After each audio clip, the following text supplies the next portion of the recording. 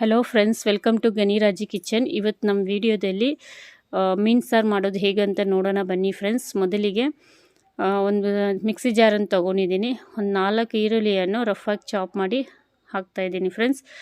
ಆಮೇಲೆ ಒಂದು 4 ಟೊಮ್ಯಾಟೊ, ಅದನ್ನು ರಫಾಗಿ ಚಾಪ್ ಮಾಡಿ ಮಿಕ್ಸಿ ಜಾರಿಗೆ ಸೇರಿಸ್ಕೊಳ್ಳೋಣ. ಇದನ್ನ ನೀಟಾಗಿ ಫೈನ್ ಪೇಸ್ಟಾಗಿ ಮಾಡ್ಕೊಳ್ಳಿ, ನುಣ್ಣಗೆ ರುಬ್ಬಬೇಕು ಫ್ರೆಂಡ್ಸ್. ಈಗ ಗ್ಯಾಸನ್ನು ಆನ್ ಮಾಡಿ ಒಂದು ಪಾತ್ರೆಯನ್ನು ಇಟ್ಟಿದ್ದೀನಿ ಅಗಲವಾಗಿರೋದು. ಒಂದು 3 ರಿಂದ 4 ಟೇಬಲ್ ಸ್ಪೂನನ್ನು ಆಯಿಲ್ ಹಾಕ್ಕೊಳ್ಳಿ. ಆಯಿಲ್ ಬಿಸಿ ಆದಮೇಲೆ 1 ಟೇಬಲ್ ಸ್ಪೂನು ಸಾಸಿವೆ,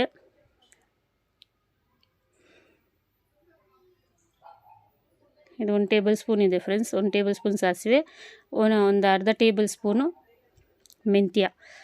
ಎರಡು ಚೆನ್ನಾಗಿ ಚಟಪಟ ಆಗಲಿ, ಎಣ್ಣೆಯಲ್ಲಿ ನೀಟಾಗಿ ಫ್ರೈ ಆಗಲಿ. ಮೆಂತ್ಯ ತುಂಬ ಹೊತ್ತು ಕರಿಯಕ್ಕೆ ಬಿಡಬೇಡಿ ಫ್ರೆಂಡ್ಸ್, ಇಲ್ಲಾಂದರೆ ಕೈ ಬರುತ್ತೆ. ಈಗ 1 ಟೇಬಲ್ ಸ್ಪೂನು ಜಿಂಜರ್ ಗಾರ್ಲಿಕ್ ಪೇಸ್ಟನ್ನು ಸಹ ಹಾಕ್ಕೊತಾ ಇದ್ದೀನಿ. ಎಣ್ಣೆಯಲ್ಲಿ ಫ್ರೈ ಮಾಡ್ಕೊಂಡ್ಬಿಡಿ ನೀಟಾಗಿ, ಹಸಿ ವಾಸನೆ ಹೋಗೋವರೆಗೂ ಜಿಂಜರ್ ಗಾರ್ಲಿಕ್ ಪೇಸ್ಟು ಎಣ್ಣೆಯಲ್ಲಿ ನೀಟಾಗಿ ಫ್ರೈ ಆಗಬೇಕು. ಈ ರೀತಿ ನೋಡಿ. ಈಗ ನಾವು ಆ ರುಬ್ಬಿಟ್ಟಿರುವಂಥ ಟೊಮ್ಯಾಟೊ ಮತ್ತು ಈರುಳ್ಳಿ ಪೇಸ್ಟನ್ನು ಸೇರಿಸ್ಕೊಳ್ಳೋಣ. ಸೇರಿಸಿದ್ಮೇಲೆ ಚೆನ್ನಾಗಿ ಸ್ವಲ್ಪ ಲೈಟಾಗಿ ಎಣ್ಣೆಲಿ ಫ್ರೈ ಮಾಡ್ಕೊಂಡ್ಬಿಡಿ. ಈ ರೀತಿ ಚೆನ್ನಾಗಿ ಮಿಕ್ಸ್ ಆಗಬೇಕು ಆಯಿಲಲ್ಲಿ ಪೇಸ್ಟು. ಈ ರೀತಿ ಮಿಕ್ಸ್ ಮಾಡ್ಕೊಂಡ್ಬಿಡಿ ಫ್ರೆಂಡ್ಸ್ ನೀಟಾಗಿ. ಈಗ ಮಸಾಲೆ ಸೇರಿಸ್ಕೊಂಡ್ಬಿಡೋಣ. ಇದರಲ್ಲಿ 1 ಟೇಬಲ್ ಸ್ಪೂನು ಅರಿಶಿನದ ಪುಡಿ ಹಾಕ್ಕೊತಾ ಇದ್ದೀನಿ. ಅರಿಶಿನದ ಪುಡಿ ಆದಮೇಲೆ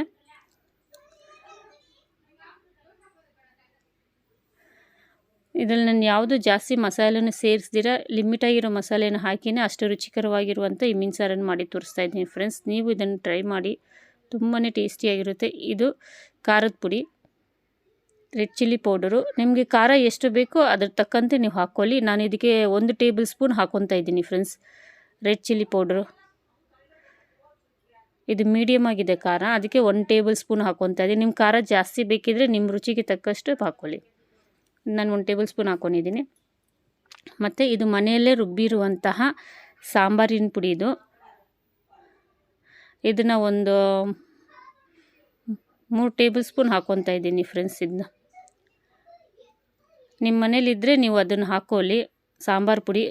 ಸಪೋಸ್ ಇಲ್ವಾ ಅಂದರೆ ನೀವು ಅಂಗಡಿಯಲ್ಲಿ ತರಿಸ್ಕೊಂಡು ಹಾಕ್ಕೊಳ್ಬೋದು, ತೊಂದರೆ ಇಲ್ಲ, ಅದೇ ರುಚಿ ಇರುತ್ತೆ. ಇವಾಗ ನೀಟಾಗಿ ಎಣ್ಣೆಯಲ್ಲಿ ಆ ಮಸಾಲೆ ಜೊತೆ ಮಿಕ್ಸ್ ಮಾಡಬೇಕು. 2 ಸ್ಪೂನ್ ಧನಿಯಾ ಪೌಡ್ರನ್ನು ಹಾಕ್ಕೊತಾ ಇದ್ದೀನಿ ಫ್ರೆಂಡ್ಸ್ ಮಸಾಲೆ ಜೊತೆ. ನೋಡಿ, ಧನಿಯಾ ಪೌಡ್ರ್ ಹಾಕಿದ್ಮೇಲೆ ನೀಟಾಗಿ ಆ ಮಸಾಲೆ ಜೊತೆಯನ್ನು ಮಿಕ್ಸ್ ಮಾಡ್ಕೊಂಡ್ಬಿಡಿ. 1-2 ನಿಮಿಷ ಈ ರೀತಿ ಎಣ್ಣೆಯಲ್ಲ ಆ ಮಸಾಲೆ ಜೊತೆ ಚೆನ್ನಾಗಿ ಮಿಕ್ಸ್ ಆಗಬೇಕು. ಲೈಟಾಗಿ ಹಸಿ ವಾಸನೆ ಹೋಗಲಿ. ಈಗ ಒಂದು ನೆಲ್ಲಿಕಾಯಿ ಗಾತ್ರದಷ್ಟು ಹುಣಸೆ ಹಣ್ಣು ನೆನೆಸಿಟ್ಟಿದ್ದೀನಿ. ಅದ್ರ ಜೊತೆ ನಿಮಗೆ ನೀರು ಎಷ್ಟು ಬೇಕೋ ಅಷ್ಟು ನೋಡ್ಕೊಂಡು ಹಾಕ್ಕೊಳ್ಳಿ. ನಾನು ಇದರಲ್ಲಿ 3 ಲೋಟ ನೀರನ್ನು ಹಾಕಿದ್ದೀನಿ ಫ್ರೆಂಡ್ಸ್. ಈಗ ಒಂದು ಪ್ಲೇಟ್ ಹಾಕಿ ಮುಚ್ಚಿಡೋಣ. ಓಪನ್ ಮಾಡಿ ನೋಡೋಣ ಫ್ರೆಂಡ್ಸ್. ಇವಾಗ ಉಪ್ಪು ಹಾಕಿಲ್ಲ ನಾನು, ಉಪ್ಪು ಹಾಕ್ಕೊಳ್ಳೋಣ. ನಿಮಗೆ ಎಷ್ಟು ರುಚಿಗೆ ತಕ್ಕಷ್ಟು ಉಪ್ಪನ್ನು ನೀವು ಹಾಕ್ಕೊಳ್ಳಿ. ಉಪ್ಪು ಹಾಕಿದ್ಮೇಲೆ ಮತ್ತೆ ಪ್ಲೇಟ್ ಹಾಕಿ ಮುಚ್ಚಿಡೋಣ. ಚೆನ್ನಾಗಿ ಕುದಿ ಬರಲಿ. ಈಗ ಮಸಾಲೆ ನೋಡಿ, ಹಸಿ ವಾಸನೆ ಪೂರ್ತಿಯಾಗಿ ಹೋಗಿದೆ, ಎಣ್ಣೆ ಮೇಲಾಗಿ ತೇಲ್ತಾ ಇದೆ ನೋಡಿ ಫ್ರೆಂಡ್ಸ್. ಈ ರೀತಿ ಆಗಬೇಕು. ಹಸಿ ವಾಸನೆ ಪೂರ್ತಿಯಾಗಿ ಹೋಗ್ಬಿಟ್ಟು ಚೆನ್ನಾಗಿ ಎಣ್ಣೆ ಬಿಟ್ಟಿದೆ ಫ್ರೆಂಡ್ಸ್ ನೋಡಿ ಸಾರಿಂದ. ಇವಾಗ ಈ ಸ್ಟೇಜಲ್ಲಿ ನಾವು ನೀಟಾಗಿ ಕ್ಲೀನ್ ಮಾಡಿ ವಾಶ್ ಮಾಡಿ ಇಟ್ಟಿರುವಂತಹ ಮೀನನ್ನು ನಾನು ಸೇರಿಸ್ಕೊತಾ ಇದ್ದೀನಿ. ನಾನಿಲ್ಲಿ ಇವತ್ತು ಯೂಸ್ ಮಾಡ್ತಾ ಇರೋದು ಕಿಂಗ್ ಫಿಶ್ ಫ್ರೆಂಡ್ಸ್ ಇದಲ್ಲ, ಅದನ್ನೇ ನೀಟಾಗಿ ಕಟ್ ಮಾಡಿ ಇಟ್ಟಿರೋದು. ಒಂದೊಂದಾಗಿ ಮೀನನ್ನ ಮಸಾಲೆಯಲ್ಲಿ ಸೇರಿಸ್ಕೊಳ್ಳೋಣ ಸಾರಲ್ಲಿ.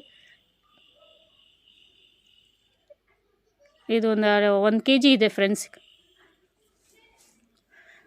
ಎಲ್ಲ ಮೀನು ಈ ರೀತಿಯಾಗಿ ಸೇರಿಸ್ಕೊಂಡ್ಬಿಡಿ ಸಾರಲ್ಲಿ.